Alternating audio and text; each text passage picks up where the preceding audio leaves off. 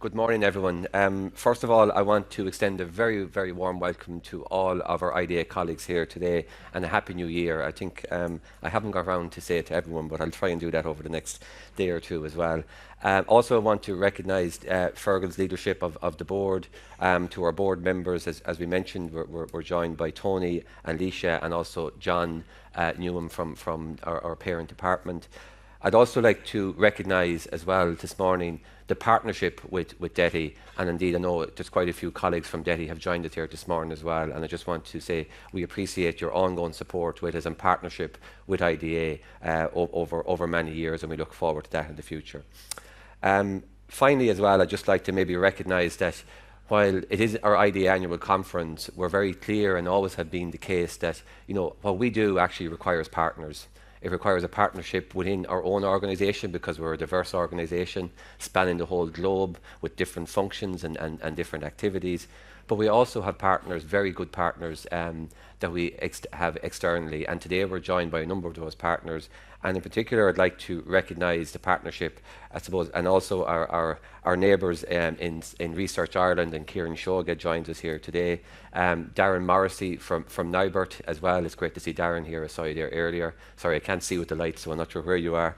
And also Fiona Timney as well, who's joined us from as a board member from DMI. Again, it's great to see the impact of DMI, especially as we look to our future strategy as well. So I just want to welcome all of our partners in the room here as well today. So it's because it's so critically important as we look to deliver on our future strategy and indeed on what we've delivered over the course of 2024. So maybe with that, I'm going to take some time just to go through our 2024 results, to reflect on, as our chairman has mentioned, the fantastic achievements that you as individuals and we as an organisation have delivered over 2024. And you would have seen these numbers. These are the details that we would have shared as part of the annual results and annual return at the end of the year in the press release. But in essence, what's behind these numbers, and I know I'm probably preaching to the choir here, but it is so critically important to understand. 234 investments is very significant. But when you look beyond those numbers and you look to where it is, 69 projects were first-time new name or greenfield investments in Ireland. Critically important that we keep that new blood, that new activity coming into our economy, because it is not just our existing base that drives continued economic performance, it's the new opportunities that you are winning on a yearly basis that's going to set the growth trajectory for the years to come as well. Also, what's behind these numbers as well is a very significant figure from an R&D and innovation perspective. Last year, the board, based on your proposals and in your work, approved the highest level of R&D investment in the history of IDA at 1.9 billion. Of R&D investment. We have seen in the last decade our R&D expenditure increasing in IDA companies by almost 500%. And we know from not just from academic research, but as individuals who are dealing with companies and clients on a day-to-day basis, the impact of research and innovation has both within the companies themselves, within their campuses here in Ireland, and indeed opportunities that bring for future growth, future career progression, and indeed, I suppose, economic spillover into the economy. So significant in that context.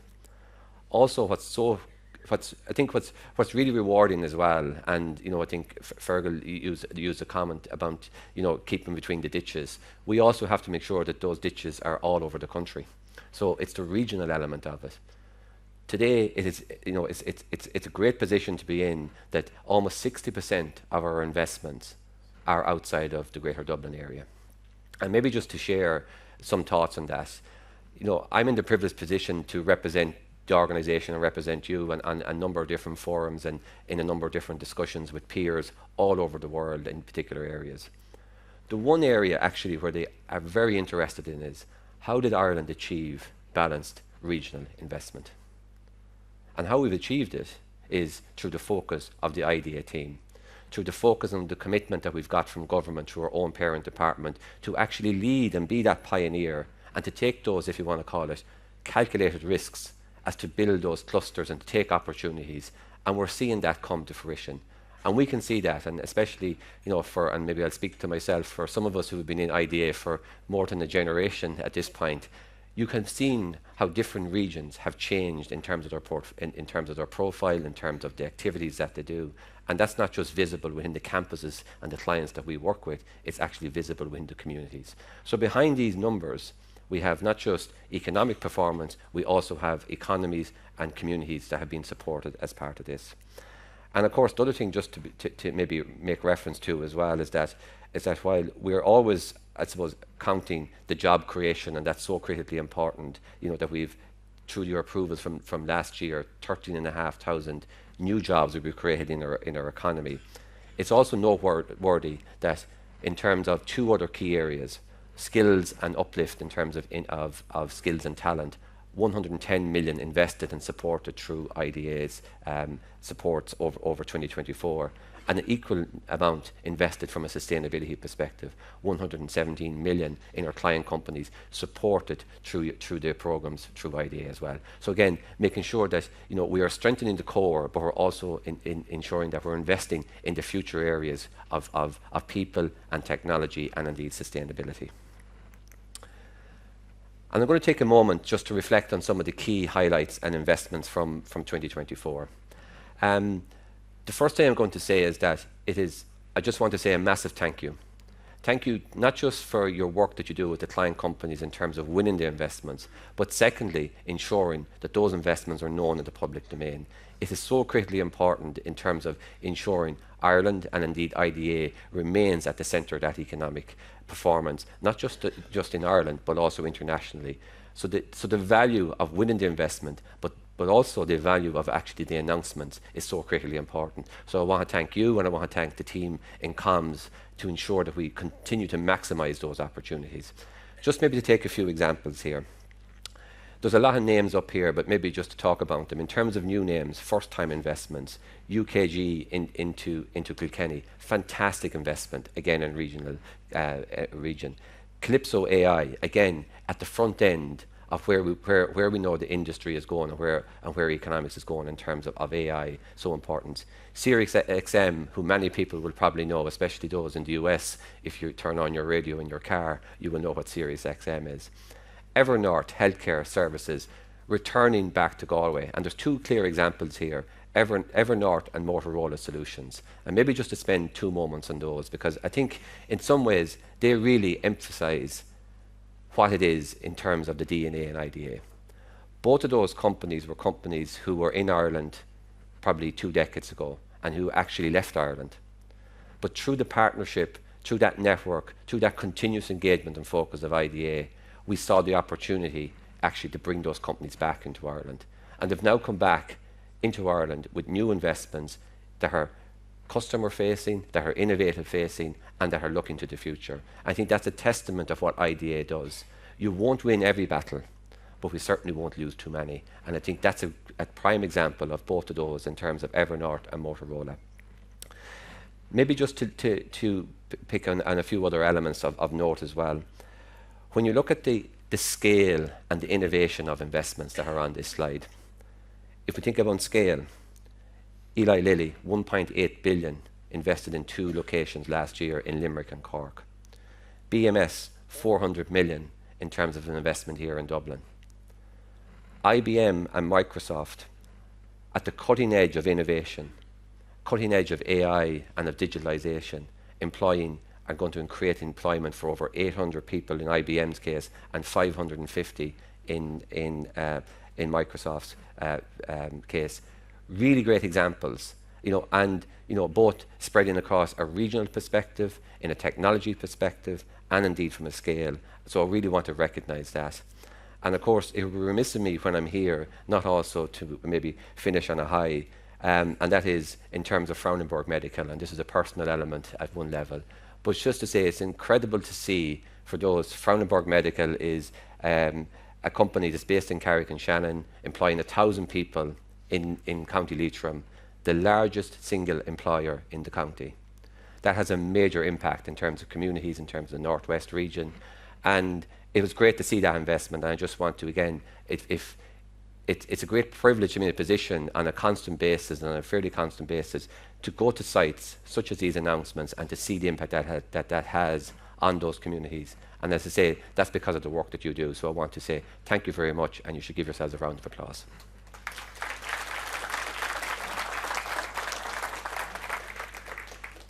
Maybe just to look at the investments then by territory, because it is so critically important that we get diversity across, not just in terms of a sectoral perspective, but also in terms of a geography perspective.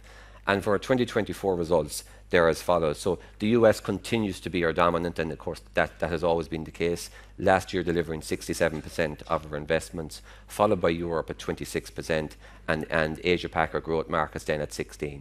So it's critically important that we continue to work across those diverse geographies. And of course, there's also a lot of synergy in the context of being able to win investments from different parts of the world. Of course, the chairman mentioned as well the importance of or overall job creation, and the fact that for the third year running, we have been above the 300,000 number in terms of direct employees. But this year actually is a little bit different. Our number this year is at 302,566. That's the largest number ever recorded within IDA's portfolio. And when you consider that scenario where we breached the 300,000 figure 2 years ago, we've maintained that for a third year running, but not alone have we maintained it, it actually has sustained at that level and has grown by an additional 601. So again, I think it speaks to the resilience within the FDI base. It speaks to the importance of ensuring that we continue to transform within that base as well. And I think when you look back at the investments and the proposals that's come forward, it is those investments that are helping to strengthen and retain those numbers. So again, it's so critically important. And again, when you see that 302,000 split across the different sectors, and I know these sectoral splits are based on the APSI results, so they don't actually align, I suppose, on a clean basis to our sectoral split. But then again, it also, I think, emphasizes the importance of having diversity across sectors as well, because you will always see movement in different sectors in terms of positive and negative movement. And again, we've seen the strength of both our manufacturing, our high-value manufacturing, and financial and business services continue to show strength over the last year, while we know there continues to be some continued correction and downward pressure within the communications and technology sectors. Maybe moving on then just to get a snapshot from a regional perspective. And as I said, it's incredible that we have almost, we have this point over 55% of our employment base is outside of Dublin. Again, it shows that complete embedment of regions within the DNA of IDA. And these numbers are year on year. So as you can see that, in any given year, you will see some minor movements within the regions. But in essence, from an IDA perspective, our targets, we achieved our target in every region. This is the employment numbers. And it's great to see that they maintain, I suppose, very strong growth, with only 3 regions showing marginal decreases over the year. And I think they're very, very explainable from activities that we're all very aware of. And of course, as I mentioned, the economic impact is so critically important. And it certainly is getting, I think, a lot of airtime at the moment as well, as people look to the impact of FDI, as the chairman alluded to, the potential for maybe some changes in the landscape as we go forward as well. But we shouldn't forget in terms of that economic impact is on the basis of the engagements that you are having on a constant basis with our client companies, the proposals that we're bringing forward for recommendations to the committees and to the board and IDA. And in particular, when you look at these figures and you see the increase on the economic expenditure increasing by 6.5 million over the course of 2023, 2024. Remember, this is APSI data from 2023 because it runs a year in arrears, but it shows a continued increase. And that's marked, and I think is very much recognised by the level of R&D that's happening, which is driving this activity. I think if you look to the right-hand side then of the slide, where we look at our export numbers and our capital expenditure, again, very, very strong indicators. The level of capital expenditure that Ireland is winning is a testament, I think, and is a really good omen in terms of embedding infrastructure in Ireland that's going to give us the next level of growth opportunity for the years to come. And I think once we continue to ensure that we are competitive within these high-value, highly capital-intensive, innovation-led companies, we will continue to have momentum around our economic impact as well. And as I said, I just want to recognise. I think it's always, I think, a good summary to understand that from an economic perspective, this is the impact it's having, and we can see that in terms of what government then can do in terms of its infrastructure delivery. But also, this is having a real impact within communities, and that certainly can't be forgotten. And of course, none of this is achievable without our clients. And many of the clients, or some of these clients today, you will on this chart, you will hear from later on today. And it's so critically important that we recognise that relationship with our clients in terms of our delivery. And as we look to our new strategy, it's quite clear that our clients will be very much at the core of that strategy. And again, I want to recognise and thank everyone, because everyone in this room, no matter what part of the organisation you reside in, whether you're in overseas, whether you're in operations, whether you're in financial services, in property, in regions, you have a direct impact in terms of our clients, in terms of our engagement with our clients, and that relationship, and indeed that service that we provide.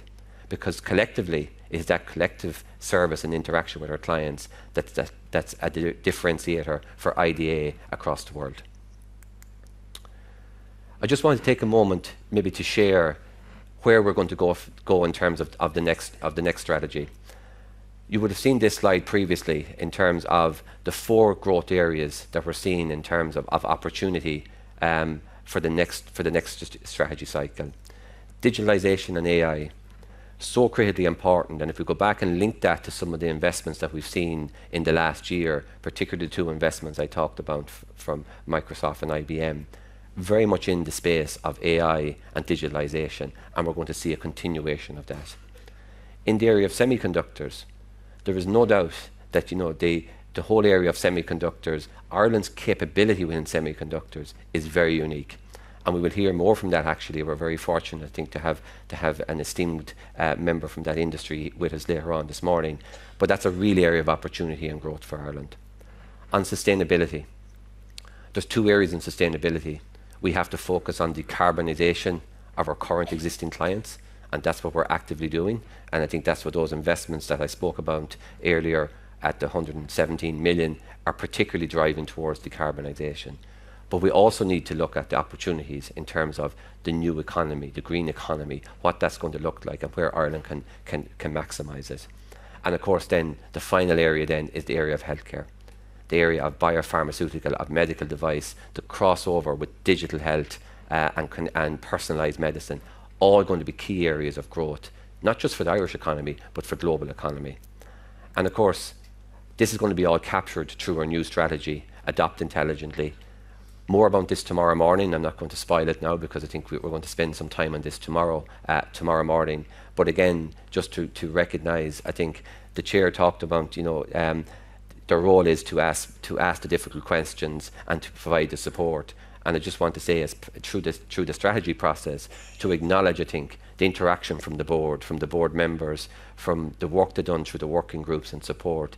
I think it was very helpful for us in terms of ensuring that we were setting a strategy that actually looks to the future, setting that flag out for 5 years' time to say, where is it Ireland wants to be? And I think I certainly want to express my thanks to Fergal and to all of the board members for their assistance, I think, and indeed as support that they give us in terms of bringing our strategy forward. But as I say, more on that tomorrow. And finally, I'm just going to finish on this slide. And this is just to summarise, again, the impact of the work that you do. And as I say, it is numbers on a sheet, but it is more than numbers on the sheet. Because the impact of the work that we do and that you do on a daily basis not just creates jobs, not just creates opportunities for people for their careers within Ireland, in every corner of Ireland, not just ensures that Ireland is primed and ready in terms of the next generation of skills, the next focus in terms of sustainability, resolving infrastructure issues and deficits within the, if you want to call it, the property market, which we've intervened in through our property portfolio. It does all of those things. But it also, I think, puts Ireland very, very firmly in a position where we can compete, where we have a reputation for delivery, and where companies look to Ireland as a location that's safe, that's stable, that's proven to deliver. And that's what's behind all of these numbers. So again, I just want to recognise and thank everyone for your incredible work over the course of 2024. To consider when we started the year that we would deliver 234 investments, that we would deliver the highest level of R&D investment in the history of IDA, that we would return the highest level of employment in the history of IDA. I think that's a testament to the great work that you have done, not just in 2024, but actually in the preceding years as well, because this is a cumulative effect in terms of a continued focus on excellence, on client engagement, and ensure, I suppose, it's that passion to win. And I think that's what's uniquely different from an IDA perspective. We have that unique passion to actually bring the result, to win that result, and more importantly, to sustain it over the long term. So with that, I'm going to say thank you very much. Thank you for your attention. Thank you for your work over 2024, and I look forward to the rest of the day and to our discussion tomorrow as well. Thank you very much.